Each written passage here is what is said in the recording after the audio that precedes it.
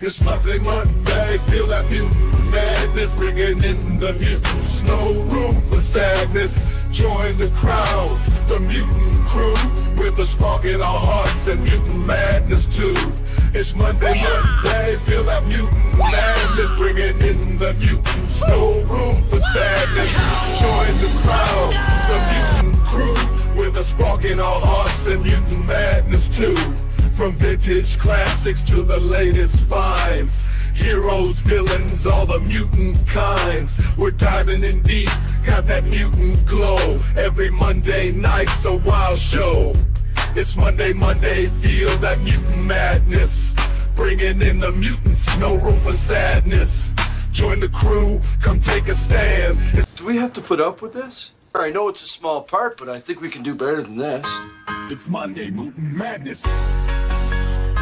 It's Monday, mutant madness. And welcome to the show. It's Monday, mutant time. Get ready for a blast. That's mutant funky prime. We're talking turtles, toys, and all things wild. Step right up. It's bound to make you smile. It's Monday, feel that mutant madness. Bringing in the mutants, no room for sadness. Join the crowd, the mutant crew, with the spark in our hearts and mutant madness too. From vintage classics to the latest finds, heroes, villains, all the mutant kinds. We're diving in deep, got that mutant glow. Every Monday night's a wild show. It's Monday, feel that mutant madness. Bringing in the mutants, no room for sadness. Join the crew, come take a stand. It's Monday, mutant madness across the land. Let's groove with the mutants, feel the funky beat. Every figure's got a story, every tale so sweet. Collectors, fans, and dreamers unite. Monday, mutant madness, it's dynamite. So hit that like, smash that subscribe. For Monday, mutant madness, let's keep it alive. One wild journey, every mutant and friend, where Monday night madness never ends.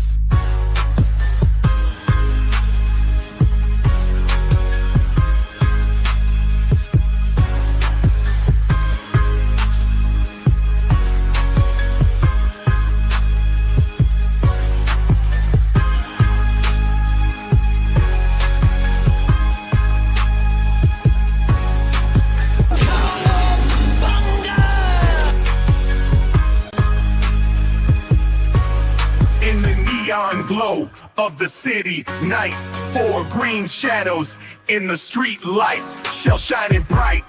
Oh, we're on a roll, synth keys blazing, giving funk to the soul. Cowabunga echoes through the sound, pounding beats underground. Michelangelo's got that rhythm spark, and Donnie's fingers lighten up the dark. We're the Turtle Squad, rocking like stars. Synthwave shell shock, taking us far. Retro beats, lasers, flashing high. Mutants jamming till the night says goodbye. Leonardo leads with the cool, smooth tone. Raphael's bass, hitting every zone. Shredder better hide, cause we're on the rise. Keyboard solos like the New York skies. Heroes in a half shell full of dreams, pushing synth waves to the wild extremes. We're turtles, but we're born to groove. In the sewer sound, we're making moves. We're the Turtle Squad, rocking like stars. Synthwave shell shock, taking us far. Retro beats, lasers, flashing high. Mutants jamming till the night says goodbye. Foot Clan hiding in the subway shade, but we got that neon arcade. Electric shells and cosmic vibes. In the Turtle Jam, only legends survive. We're the Turtle Squad, rocking like stars. Synthwave shell shock, taking us far. Welcome to Monday Mutant Madness. Redux, Reborn, Reshelled, Reskinned, any of those, choose any of the above. So I used to do a regular Monday Mutant Madness before I started doing my other regular Monday lives, and then I kind of put it on the back burner for a while. So just too many plates spinning, too many pizzas spinning at once, making a mess. And I thought, so I'm kind of bringing it back, maybe alternate weeks or even once a month, and I'm still going to keep doing my other regular Monday off-topic Monday lives. And some of these turtle ones will be live, and some will be kind of pre-record ones, depending on what topic I come up with. But I want to start off something nice and easy, not too much to do, familiar topic, counting down my top 5 favorite mutant villain figures from the vintage Playmates line. So there are 5 mutants, so there's no humans allowed. So Shredder's out, any other human villains or whatever from the toy line cartoon are out. So I'm going just Playmates figures, and they had to be actual villains. Sometimes on the backs of the cards, they would wrongly put Worm in with the heroes, even though he was a villain character.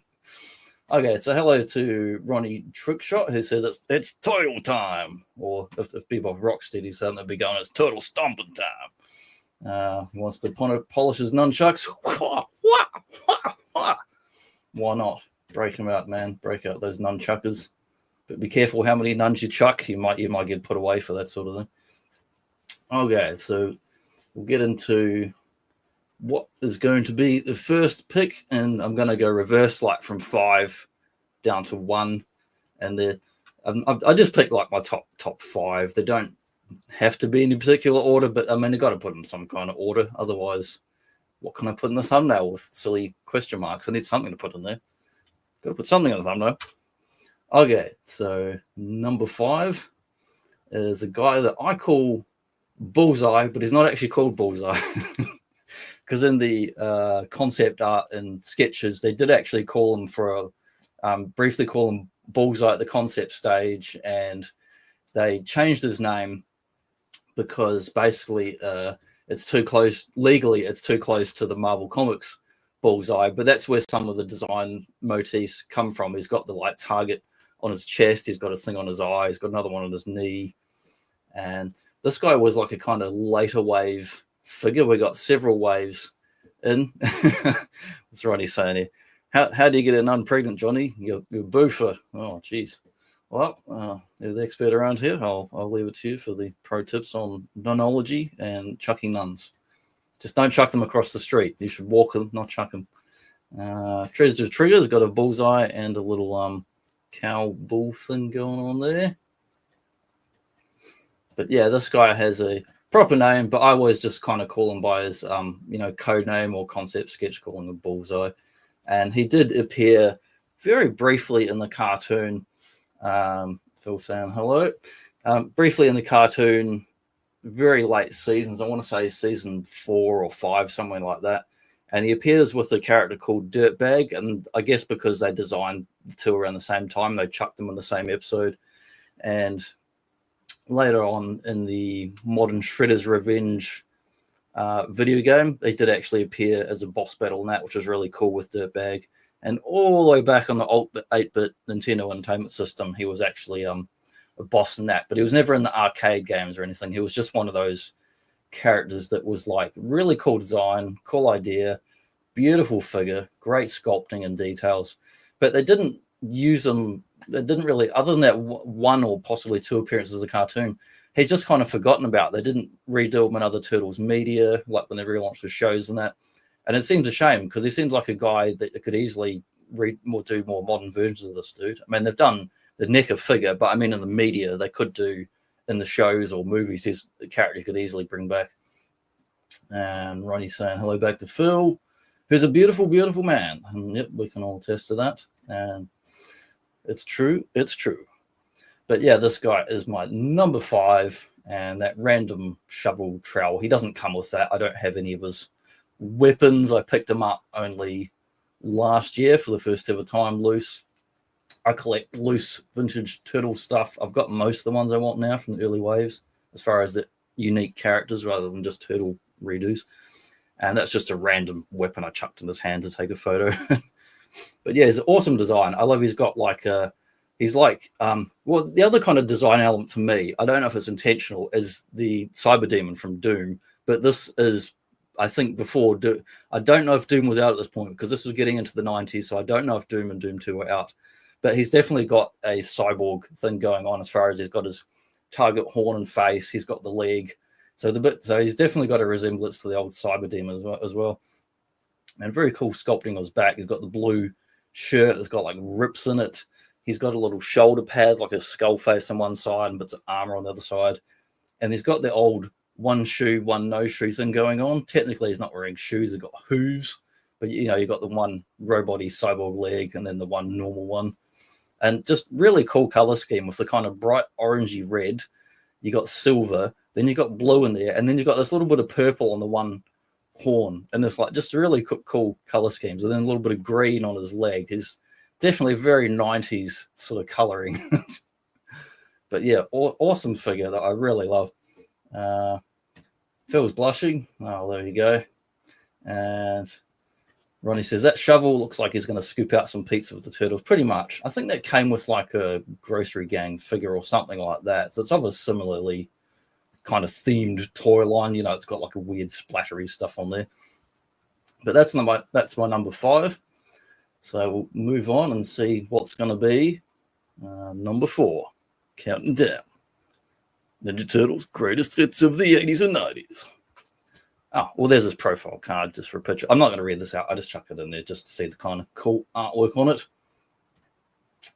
Yeah, I agree, Ronnie. It's hard to make red and blue work together, but this is good. Yeah, it's a weird. Sometimes I've sat and looked at it and I go, man, there's quite a few colors on here when you look, and they should clash, but they made it work quite well. But yeah, just the profile card there showing off portrait of Ground Chuck, the mean musician's mutant. And tells you about accessories and profile. But I love seeing this artwork here, so I try and get the best images I can find, which is not easy. There's no 3D Joes for Ninja Turtles to get like really high quality stuff. You just got to find listings on eBay and hope someone's taken a decent photo. And there's no books out there for reference to have these file cards or the cool packaging artwork or anything. But yeah, really cool character.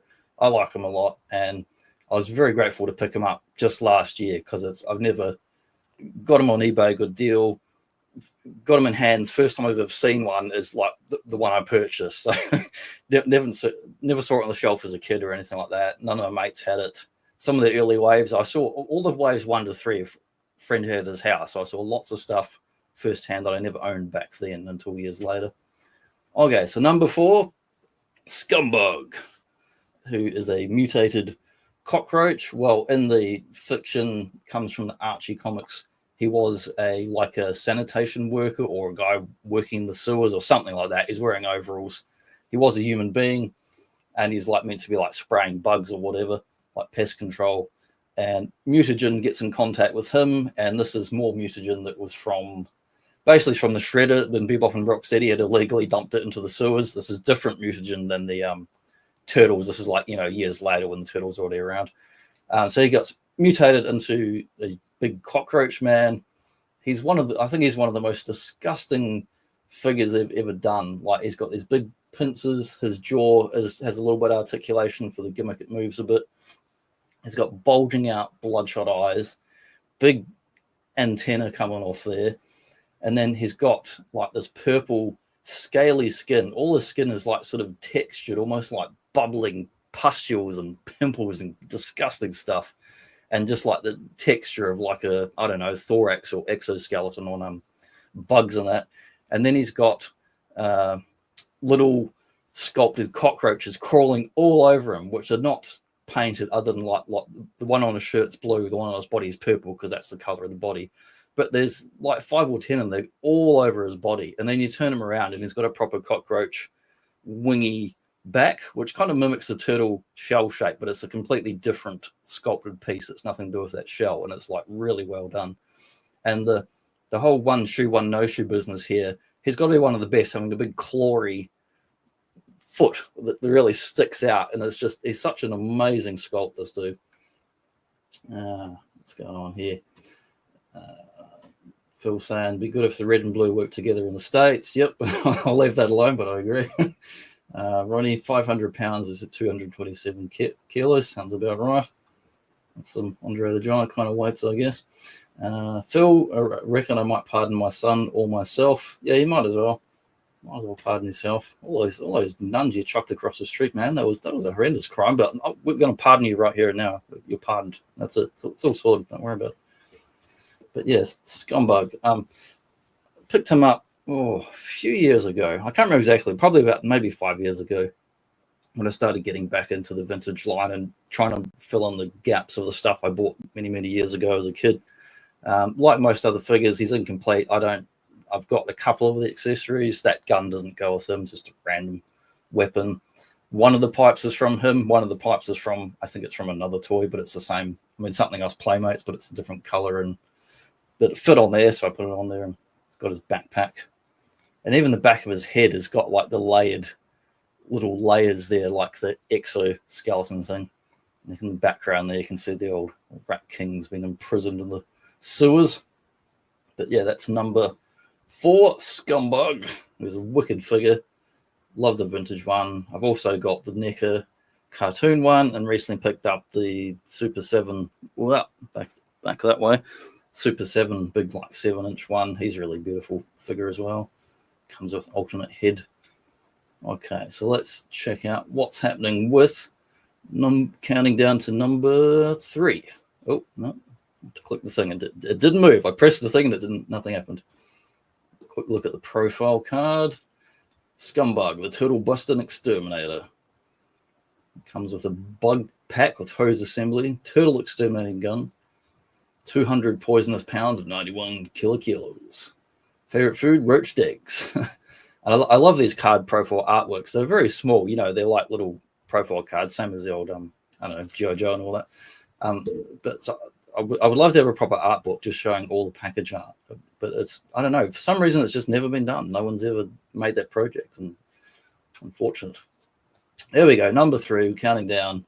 Another truly disgusting weirdo, this wicked, wormy, strange fellow who has another bizarre color scheme. It's so 90s in those colors. Like you got this almost kind of day glow fluoro looking blue, and you got bright green, bits of yellow on them. You got big purple fingers that have got like trying to think, well, they're like, he's not just any worm, he's a flat worm, which is why he's got that like shapely head and all that, and why his fingers got those kind of ring bits around him.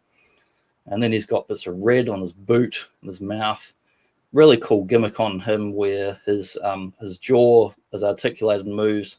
And when you move the jaw or move the top of the head, his eyes actually bug out, as you can see in the sideways photo there. Or actually, I think he's got 2 gimmicks, because the jaw moves, and the thing on his head, the little, looks like a feather on his head, whatever it is, it's part of the worm thing. I think you move that, actually wiggles the eyes. But also, if you just kind of shape the figure, they tend to move around anyway. But yeah, great sculpting. He's got one leg, and the other one is just a big tentacle leg, but it balances really well the way they sculpted it. It's got disgusting, like, around his jowls and his mouth, all this purple slimy stuff going on there. It's a wicked figure.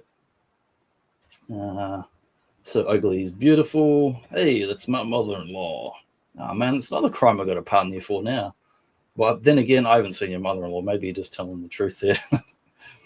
Body and soul. He's a freak. A super freak. Yeah, Worm. I only got him sometime in the last 5 years as well for the first time. Loose figure, no accessories as usual, because they're super expensive to get complete ones, like 50, 100 Australian dollars, some of these. And if you want a package figure, get out of town. I never collect loose stuff, and I don't care about the weapons, because most of the accessories for the turtle stuff, you don't need them. I mean, for the turtles themselves, you kind of want swords and all that. But for the other guys, you can just give them whatever you want from whatever your massive pile of accessories lying around. If you've been buying toys for 30 years, you've got plenty of accessories. There's no shortage of them. Yeah, really cool sculpting, great colors, weird character. Here's another one. Him, actually, Worm and Scumbug both came from the Archie comics. They did do some. Scumbug appeared in about season 7, Night of the Rogues, and another episode possibly briefly in the show, just to kind of promote the toy. But there's no story development. The actual story is on the Archie comics. Worm was never in the animated show, but he was on a toy commercial for about like 5 seconds. Like, you know how Joe and Transformers would have those animated TV ads showing like a little bit of footage of animation, then it would show the toys. Same deal with Worm. He wasn't in the show, but had that. But he appeared in the Archie comics a couple of times. And he also became like, in his second appearance, he went from being just a singular dude who mutated into this worm to being like a group consciousness made up of multiple little flatworms. He basically got exploded in his first appearance, like with a gas explosion, presumably killed him. But then he comes back next time, like a whole, but like the T-1000 Terminator 2, a whole bunch of things come together and go and make back up to his body again. It was kind of cool. Okay, quick look at his profile card there. Not very good image quality on this one, unfortunately, but it's the best one I could find. The Wiggly Weirdo Warrior. Actually, had another cool appearance in the Nickelodeon CGI cartoon, which is like the 2012 show. They did an animated version of this dude in 3D, except he looked exactly like this dude, but the story was completely different. And he was actually like Batmite or Mr. Mxyzptlk from the Superman and Batman 50s comics, who were like 5th dimension, 8th dimension, whatever it is, magical imps, and they basically made him a homage to those 50s DC characters. He was a magical being who could do basically anything, and he was mischievous, and he even like turned his arms into big giant hammers, like that scene in Beetlejuice, where that's like the carnival thing where he like inflates his arms and goes, whew, and then the bell was supposed to go, you know, like ding. And that scene in Beetlejuice, they fully did like that scene with the magical character in that episode of the Turtles. It's like it was such a like weird episode, but really fun. Okay, Mrs. Trickshot serving up dinner. Yeah, go and enjoy your dinner, man. Thanks for checking this out. This is only going to be a short one, so if you want to see the end of it tomorrow, next day is up to you. Or you probably got more important things to do, like hanging out with your family. So off you go on your bike, but not on Phil's bike. That's his. That's another crime, but we'll pardon you if you touch Phil's bike. Enjoy the grub. Indeed, he will. Okay, so moving on. This is going to be nice and quick because I've got other things to do myself. So number 2 is General Trag, the rock soldier from Dimension X and one of the leaders of Krang's private army of rock soldiers, along with Granitor. Granitor was the big grey dude with the pointy nose and long neck. And quite memorably, these guys appeared in the animated show, look a bit more simplified in the TV show. They never made a Granitor figure in the vintage line. Very strange. Because Trag and Granitor you see all the time together in the show. Very memorable boss battles in the original Konami arcade game. You got to fight both of these guys. It was really cool. This was one of the first 2 Turtles figures I ever got as a kid. I mean, that's the same one I've had since back then. And I don't remember which one I got first. I went to the shops and I bought either Trag and then Baxter, or it was Baxter and then Trag like 1 week and then the following couple of weeks or whatever. I don't remember which, but they were the first 2 I ever purchased myself at the shop when I was like 8 or 9 years old. This is like 88, 89. And I got them. They were the first ones I ever purchased. And then for birthday or Christmas later that year, my folks got me some of the actual Turtles and that. But this guy, I was probably been my number 1 for a number of years, really, in many ways, because I've had him for so long, like from the beginning.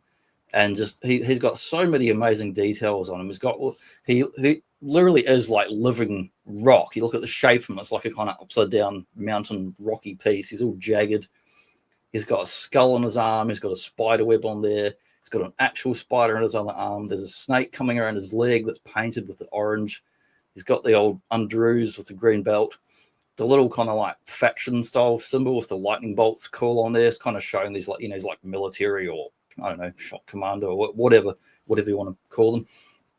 Then you turn around on his back. He's got another cobweb on his back. There's little faces and stuff in there. There's like a gecko or a newt in his shoulder that's like crawling around kind of sideways. And just an amazing. And up on his top right shoulder, which you can see in the sideways image, he's got like a yellow scorpion on him. He's probably got the most crazy stuff on him of all the vintage ones, like the amount of things on him. And then on his leg, he's got open, kind of looks like pimples, but they're like little volcano crater tops coming out, like lava stuff coming out of him, or there could be bullet wounds, but he's rock, so I'm going with their like lava type things, being their rock man. And he's also got really good little paint details, like the kind of little bits of black wash through his chest, through his face, that bring out that grizzled face, the awesome helmet, the snarled expression that makes me think of, like, I don't know, like Sergeant Rock and other like old comics and stuff. Just an amazingly painted figure, wicked details. Hey, it's Kiwi GI. Hey, my brother from another mother. How you going? Phil, no interest in Trag as a kid. Getting him recently is bloody awesome. I was like entranced by it. I was like 8 or 9. I still remember it was a Decker store in Rickerton. I rode me bloody Treadley over there. It took 30, 40 minutes from where I lived. Saved up 3x pocket mate. Short version, I've told this story a bunch of times. I'm not here before. Short version, went into the store, had every intention of buying a Ninja Turtle figure, 15 New Zealand dollars they were at the time. But I got there, and we were up to, must have been at least wave 2, if not 3 by now. And I was looking at the ones on the shop, just like I do now if I see a figure, stop and just have a look at stuff, pick them up. I do that like Larry David thing where I'm like kind of looking at it, squinting, going, oh, what's the condition of this that look nice and this any good? And I looked at Trag and Baxter, and I went, man, there's just the sculpting and the details. And this is like little nerd 8, 9-year-old me was going, man, these are just so cool. They're like, I love monsters, you know, I love monster stuff. And the turtles, which are very nice figures themselves, are very simplistic, but they were the earliest wave, early sculpted figures. These are later figures where they had more, probably more time and more effort to kind of put extra cool stuff in them. And I just went, man, I've got to get this guy. I've got to get him. I'll get Turtles next time. So I did end up getting him in Baxter. He's literally a work of art, says Phil. Smash that like button. Kiwi GI, Kiwi Bro. Are you ready for this Sunday night? I was born ready, brother. I won't do too much of that. I'll hurt my throat. Yeah, I'm ready. Just send me a reminder like the day before or that morning or whatever. I'll be home, but I'll be like sitting around watching wrestling or box sets, and I'll fall asleep on the couch. So make sure to send me a reminder to remind me that it's that weekend or whatever. Phil, my friend. Yep. Okay, so that's Trag. Quick look at the old profile thing here. Really cool artwork here too. That's clearly looks like the toy and all that, as opposed to the simplified animation model they did in the cartoon. Actually, another cool thing came up. I was rewatching season 3 recently of the original animated show, and in season 3, there's something I'd never noticed before. You see a whole pile of, we see rock soldiers who are the generic troopers and kind of skinnies. Trag's the big, wide, chunky guy. Granitor is the guy in grey with the long neck and skinny nose. And but there's also this cool scene with the Technodromes, end of season 3, the Technodromes coming through the portal, whatever it is. It's like the end season finale story where they've got to stop Shredder and Krang and Technodrome. There's big wide shot. There's foot soldiers everywhere. There's a heap of rock soldiers. Then there's a whole bunch of general Trags, like duplicates, same way in Transformers that do, like, I don't know, extra seekers in the background and stuff like that. Except half of them are colored gray. And I went, hang on, that's Granitor's colors. But it was the Trag animation model, who's very different. One's tall and thin like me, one's stockier and wide. And I thought, was it a mistake? But so I went back and went frame by frame and watched it. It's not a mistake. They're evenly colored. They made an alternate rock soldier just for that episode. I don't know if it was written in the story or just someone doing the art made a choice to make this guy's gray to make it more of an army, because it was a big invasion of foot soldiers and rock soldiers. So it was really cool. You had the gray ones and the brown ones, and then you had foot soldiers as well. So it would be awesome if you had more duplicates of him to do a repaint into that gray model. Would be quite cool. Okay, so we're coming up on my number 1 choice, and then we're going to come up on the 30-minute mark, so we're going to finish up soon because I'm keeping this nice and brief. Will do. So my number 1 choice is Slash, the Crooked Turtle, who, unlike the actual turtles, he's actually got his little tail on the back there, which if you go back to the original Mirage Turtles in the comics, they all had the little tails. And then some of the other figures years later they did add them in. But when it came to Playmates, original toys, first wave Turtles, they went, we don't want these tails here, because when you see them hanging down on the packet, it looks like a little phallic penis in there, and they were worried what parents would think. So they took that out. But for whatever reason, Slash got keepers, I guess, because he was several waves in when I got to him. And he's just one of the most badass sculpts they ever did. Like his shell is like just super detailed. That's why I've blown up the back shot of him even bigger, because he's got probably more cool details on his back than his front. He's got wicked little like textures and patterns in his shell, the big spikes that come out and around everywhere on his shell. And then you've got from the front, he's got the crooked teeth. He's got like one eye is white and one's yellow, because it's meant to be one of them's damaged or like battle damage or going blind or whatever. It's meant to be the idea of that. He's got cool like the little bandanas on the knees and elbows like the turtles, except his ones have like nasty spikes on them. His feet get the old yellow toenail polish sort of thing, but more detail on there that the turtles don't get. And then he's got like Wolverine style claws on his arms in the purple. And then he's got like samurai armored bits on his shoulders. And just so many cool things going on with this guy. And he had like cool weapons. He comes with a big like Bowie knife with a guard on it. And he came with like a mace. That one's actually from Tokka, which is the repaint. He comes with a purple one. That's the black repaint one. And here's a nice look at the old card artwork. Cool artwork again too here. Boba Hicks. Hello, hello. Awesome color with the turquoise, green, and purple. Yeah, like really cool color scheme. Not too many crazy colors going on. It's more muted and darker. And his skin texture too. He's got lots of little texture all over his skin and everything. Slash is totally insane. Hey, Boba. Hello. They're going to finishing up in a minute or so, because I was keeping this brief, trying to keep under the 40 minutes mark. But yeah, Slash is my number one. Cool figure, really cool character that they did in the Archie comics as this kind of full proper story that's spread out over a number of issues where he pops up and comes back again. He's actually a good guy in the comics, but when they wrote the profile card and made this toy, they wrote and said that he was a villain along with Shredder. And in the cartoon, they did a different thing again, where Bebop, or is it Rocksteady? I think it's Bebop, has a baby turtle. It gets mutated, and he turns into like a complete moron version. They didn't really care for much, but I don't mind it so much now. I've got the NECA one up on the shelf behind me, like as well as the other Archie version and other versions they've done, and the big Super 7 one. So I don't mind owning multiple Slash figures. He makes some really cool comebacks in the subsequent later shows. Years later, he got to be part of like the Mutanimals team, just like he did in the comics. So again, he's a good guy. He's kind of like the Hulk. He gets all mad and kind of rages out, but he's actually like a good character overall, who like helps out the Turtles and other guys and different adventures. But the original figure, they definitely wrote the file card as a villain, and it's kind of like in Transformers. Like you can read the profile cards, read the comics, watch the show.